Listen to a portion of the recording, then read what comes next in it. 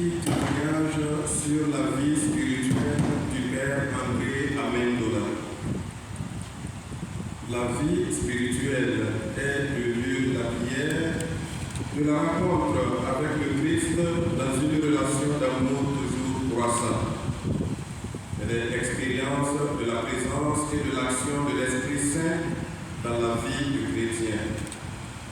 Le Père André Amendola a eu une vie spirituelle soutenue, dont lui seul avait le secret. Il est difficile, et même très difficile, de la décrire, car son rythme était unique. Le Père avait une assiduité admirable dans l'accomplissement de ses exercices de piété. Nous partirons de la prière des offices, de la célébration de la messe, des visites au Saint-Sacrement, en passant par le chapelet, les lectures spirituelles, pour finir avec la vie même du Père André Amendola, une vie tout simplement de prière. La prière des offices. J'ai choisi la voie de la fidélité. Je m'ajuste à tes décisions. Je me tiens collé à tes exigences. Seigneur, garde-moi d'être humilié. Je cours dans la voie de tes volontés, car tu mets au large mon cœur. Enseigne-moi, Seigneur, le chemin de tes ordres. À les garder, j'aurai ma récompense. Montre-moi comment garder ta loi, que je l'observe de tout cœur. C'est avec ces paroles du psalmiste que je voudrais aborder la vie de prière du Père André Amendola, en l'occurrence sa fidélité à la liturgie des heures. Le Père André Amendola ne manque jamais aux offices, que ce soit communautairement ou individuellement, il y était toujours assidu.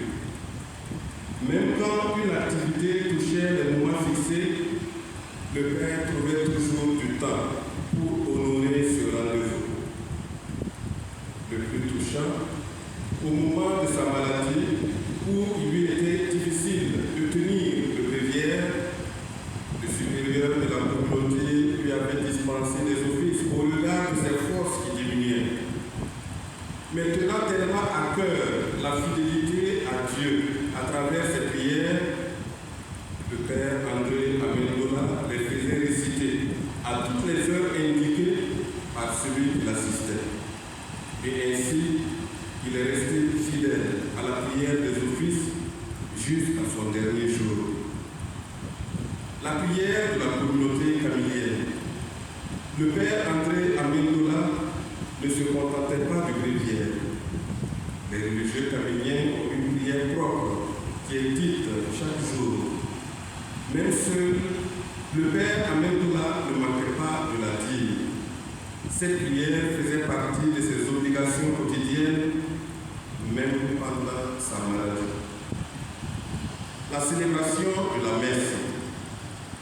Bienheureuse Teresa de Calcutta disait: ô prêtre de Dieu, célèbre cette messe comme si c'était ta première messe, ta dernière messe, ton unique messe. Qui a vu le Père André Amendola célébrer l'Eucharistie peut confirmer qu'il a su mettre en pratique ce conseil de Mère Teresa. Célébrer la messe comme sa première messe, sa dernière, son unique messe. En effet, il disait ces messes avec grande dévotion, une dévotion qui lui était propre.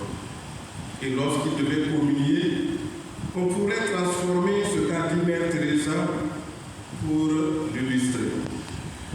Ô prêtre de Dieu, approche-toi de la table eucharistique comme si c'était ta première communion, ta dernière communion, ton unique communion. À ce propos, le Père André ne manquait pas aux messes quotidiennes et dominicales.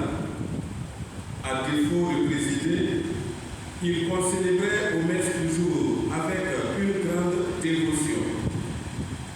Même malade, il célébrait tout seul en chambre à la même heure. Lorsqu'il ne pouvait plus célébrer tout seul, un confrère lui disait la messe en chambre et il y participait activement. Au fil du temps, avec la fatigue, il lui était difficile de tenir sur une chaise pour la messe. Il demandait alors la communion. Quand on annonçait l'arrivée du prêtre avec la communion, il changeait d'attitude. Même couché, on voyait une attitude de profond respect. Visiblement, il s'apprêtait à recevoir quelqu'un. À voir le prêtre franchir le seuil de sa chambre, il levait très souvent les deux mains en l'air, en signe d'accueil, avant de les joindre pour permettre au prêtre de dire une brève prière avec lui avant de communier. Il démontrait ainsi une soif, une attente. Il attendait celui qui allait le combler. Son attitude face à l'Eucharistie laisse voir sa très grande dévotion à Jésus eucharistique. À l'hôpital comme à la maison, le père André n'oubliait jamais sa communion quotidienne. Un jour, on l'a conduit presque dans un état inconscient à l'hôpital. Après les soins d'urgence, il s'est réveillé et la première des choses qu'il a demandé, c'était la communion. Il avait fait de la communion sa nourriture. Tous ceux qui l'ont côtoyé ces derniers mois peuvent témoigner de son attachement à l'Eucharistie. À côté donc de cette communion qui lui était chère et qui était un moment unique et indescriptible, il avait les visites au Saint-Sacrement ou cette adoration personnelle. Le père André faisait chaque jour la visite au Saint-Sacrement à ces heures que lui seul connaissait et maîtrisait. Il avait un support, un livret intitulé « Visite au Saint-Sacrement et à la Vierge Marie ». Ce livret était cher au Père.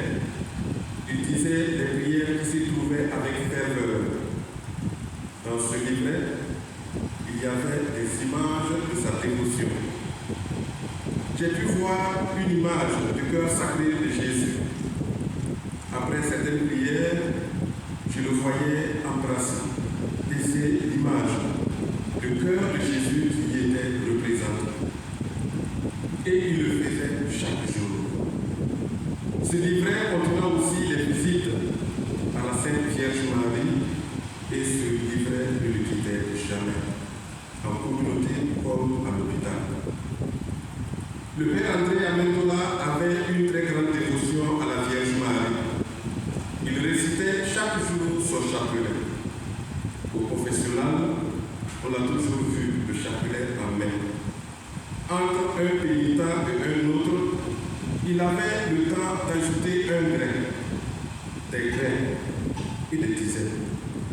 Entre le bureau et la communauté, c'est le chapelet qui l'occupait. Entre l'église paroissiale et la communauté, c'est encore le chapelet. Pendant qu'il était malade, après le sommeil, c'est le chapelet. Après ses repas, c'est le chapelet. Le chapelet ne quittait presque jamais sa main. Un était enroulé autour de son poignet et l'autre sur le lit près de lui. Et il était tellement attaché au chapelet que rien ne pouvait le faire perdre. Lorsqu'il faisait un mouvement sur le lit et que le chapelet lui échappait, il le réclamait aussitôt.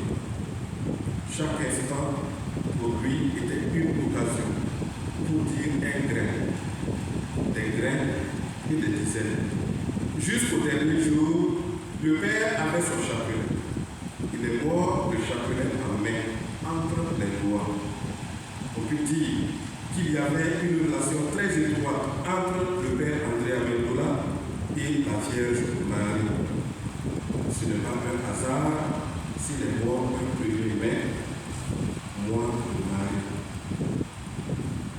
Les lectures spirituelles du Père André. Le Père André aimait lire. Il lisait beaucoup au bureau, à l'oratoire et à chambre. Tout ce qui pouvait lui permettre de se cultiver, d'approfondir sa relation avec Dieu, il n'hésitait pas à lire. Personne n'ose imaginer le nombre de livres spirituels qu'il a lus. Pas même lui, j'en suis sûr. Seul Dieu en connaît le nombre. Il en prenait partout, chez les sœurs, et partout où un livre spirituel l'intéressait.